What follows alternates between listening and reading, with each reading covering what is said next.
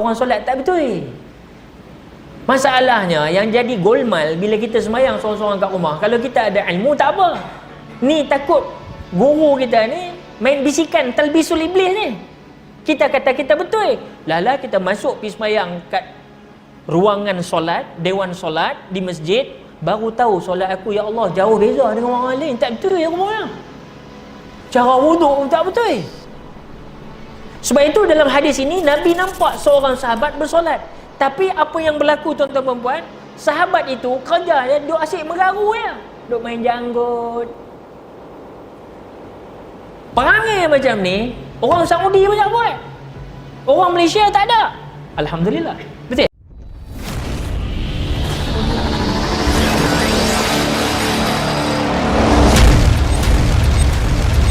Assalamualaikum warahmatullahi wabarakatuh. A'udzu billahi samii'il 'aliim minasy syaithaanir rajiim. Bismillahirrahmanirrahim. Alhamdulillah. Tsumma alhamdulillahi rabbil 'alamin wa bihi nasta'in 'ala umurid dunya waddin. Qalu subhanaka la 'ilma lana illa ma 'allamtana innaka antal 'alimul hakim. Rabbi syrah li sadri wa yassir li amri wahlul 'uqdatam min lisani yafqahu qawli amma ba'd. Qala Allah subhanahu wa ta'ala an Abi Hurairah an Nabi sallallahu alaihi wasallam qala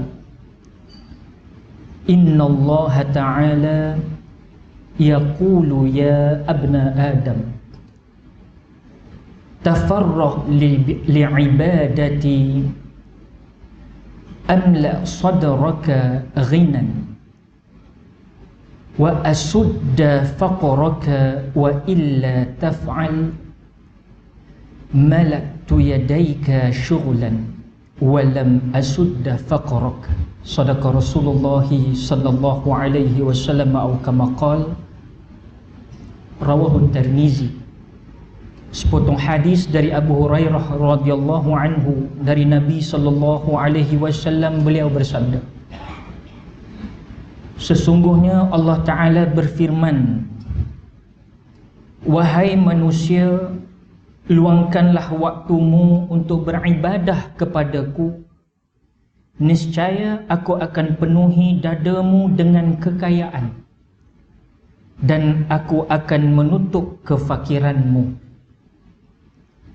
Jika engkau tidak melakukan yang demikian itu, niscaya aku akan penuhi kedua tanganmu, yakni setiap hari yang kita lalui ini, dengan kesibukan, yakni pekerjaan-pekerjaan, dan aku tidak akan menutup kefakiranmu. Sadaqah Rasulullah sallallahu alaihi wasallam. Yang dirahmati lagi kita kasihi Al-Fadilatul Syekh, Tuan Pengerusi Majlis Kuliah khusus kita pada malam ini, tak sempat bertaaruf dengan Al-Fadilatul Syekh, tapi riak wajah nur beliau menggambarkan beliau seorang al-muta'alimin. Ashabul Fadilah Pengurusi, Tuan-tuan Imam, Tuan-tuan Bilal, Muazzin, Syiah serta ahli jawatan kuasa Masjid Al-Islah.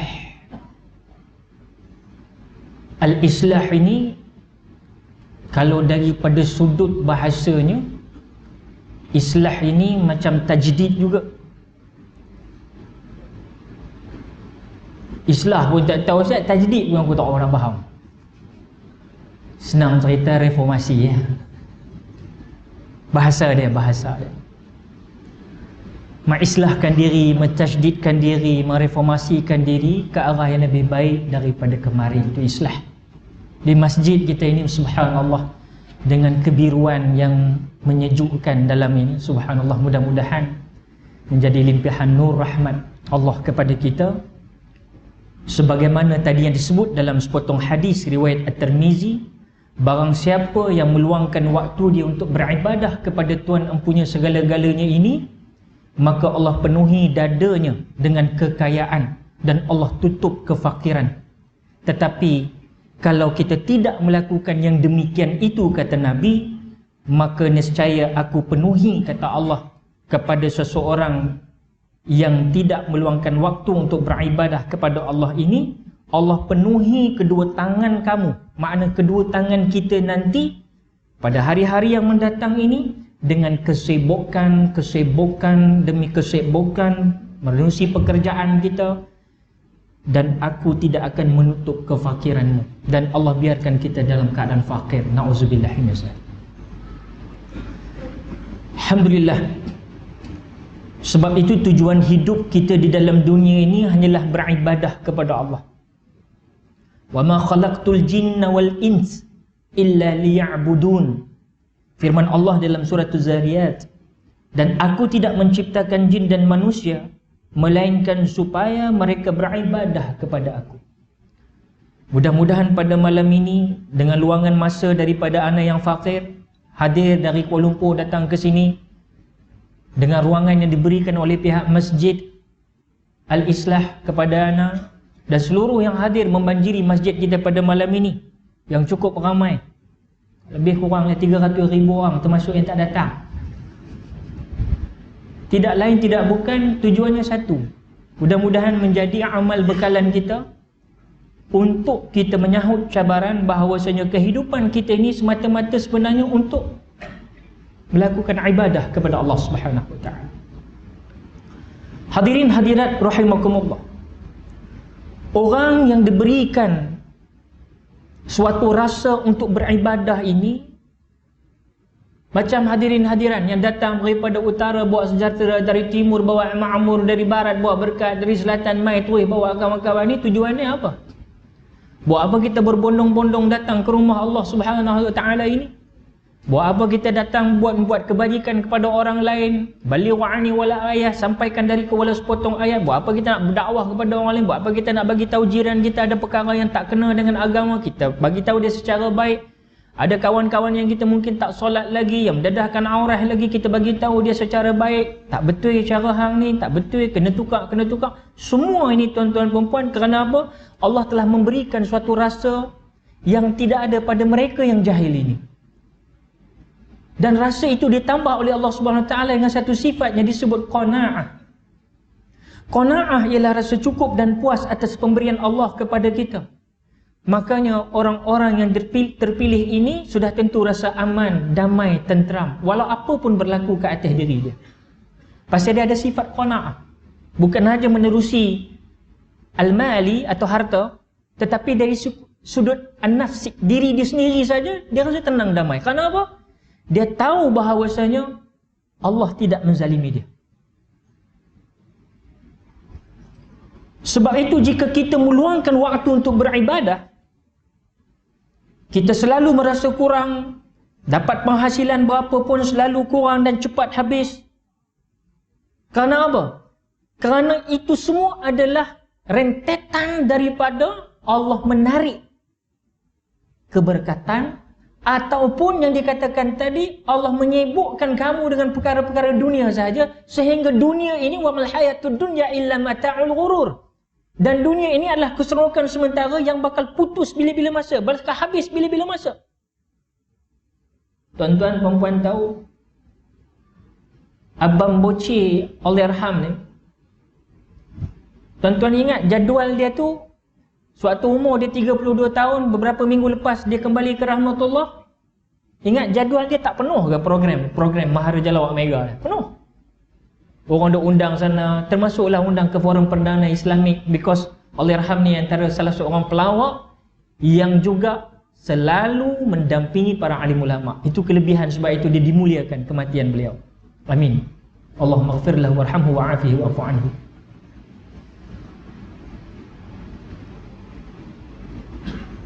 Jadi apapun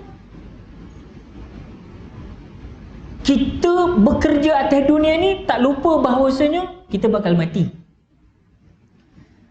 Sebab itu kalau orang meletakkan, sentiasa meluangkan masa untuk beribadah kepada Rabb, kepada Allah, maka Allah tidak akan memberikan kesibukan yang tiada habis-habisnya kepada dia. Rasa gelisah, tak tenteram, badan lelah, capek, lesu, letih, tahu-tahu gigi dah gogok, mata dah kabuk, pipi dah kendor, uban dah terabuk, makan pun bubuk, jalan jatuh tersungkuk, dengar ceramah pun tidur. Esok orang usung pergi kubur. Hang buat apa? Malaikat tanya, Allah tanya. Tak tahu. Tahu-tahu aku kena bungkus lah ni. Ramai Syekh macam tu Syekh. Na'udzubillahi min zalik. Mudah-mudahan Allah lindung kita lah tuan-tuan dan puan. Sebab itu pada hari ini muslimin muslimat rahimakumullah, ana nak sembang-sembang tuan-tuan dan puan pada hari ini dalam satu perkara yang merupakan tiang kepada segala-galanya. Tiang kepada ad-din kita. Apa dia tiang dia? Tiang ni apabila orang nak buat rumah, dia mesti ada tiang. Bila tak ada tiang, tak boleh didirikan rumah. Maka disebutkan di sana as-salatu imaduddin.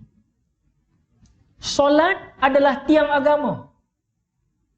Ana yakin dan percaya di sini ada dibahaskan kitab Minyatul Musalli, kitab kerukunan solat insya-Allah. Tapi hari ini bukanlah kita nak tunjuk sembang pandai, tidak.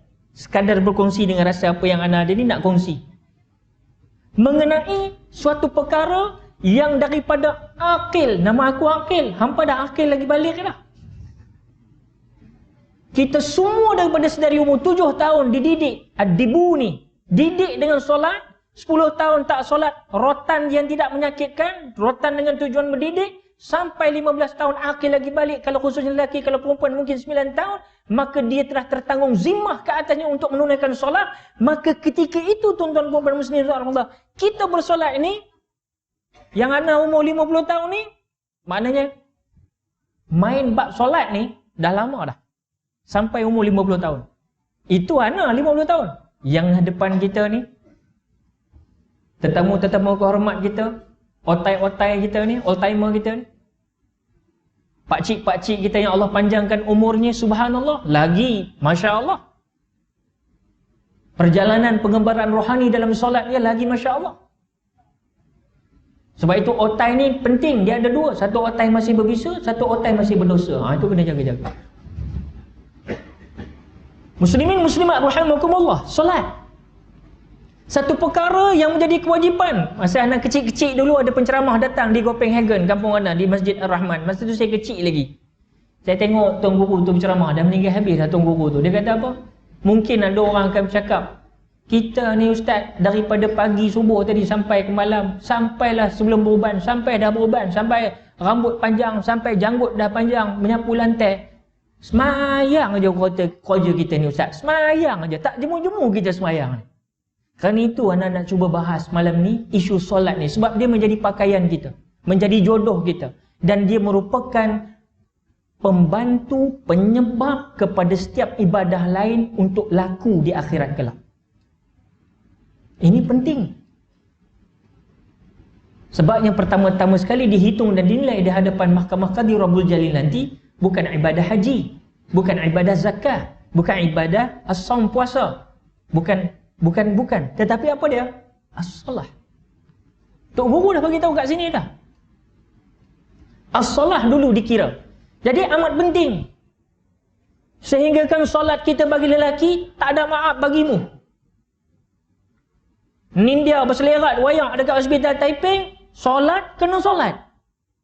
Tak kiralah namanya solat yang dikatakan solat fa'ilun, atau solat da'imun, atau solat khasyi'un. Macam biasa dengar aja ayat ni. Yang duk bahas sekarang ni dalam YouTube. Allahu Akbar. Tak apalah, yang paling penting, ada orang solat fa'ilun, dengan amal perbuatan dia. Ada yang da'imun, dengan melalui hati dia, melalui perbuatan tadi, hati dia turut serta. Kemudian dikatakan khasyi'un. Ni nak cerita ni. Sebab saya malu betul satu ketika saya masuk satu masjid, ada satu pakcik. Dia ni pukul 3 pagi. Orang lain tak masuk dalam rumah Allah tu, tapi setiap hari 3 pagi dia wajibkan diri dia masuk dalam rumah Allah dulu untuk bertahajud. Di rumah Allah. Dia turun daripada dia punya kondo, turun pergi ke dalam surau tu, bermunajah dengan Allah SWT, bercakap-cakap dengan Allah, berbisik-bisik dengan Allah tanpa diketahui oleh orang lain. Tapi kita nampak kelibat dia main, maka kita tahu. Tetapi pakcik yang sama ni jugalah jumpa kita, genggam tangan, dia kata, Syekh, ana ni satu je Syekh. Bab solat ni, khusyuk ni lah masalah betul lah dia kata. Tu dia. Dia duk habaq kat kita macam kita ni khusyuk sangat sembahyang. Nak habaqnya, khusyuk tu payah tak? Payah. Sebab itu kita nak cuba sembang-sembang. Saya tahu bila saya habaq lagu ni, mesti hampa pun rasa benda yang sama juga. Kan? Aku dah sembahyang tahun lama dah, aku dah sembahyang lagu tu. Kata sama lah. Lebih kurang lagu tu,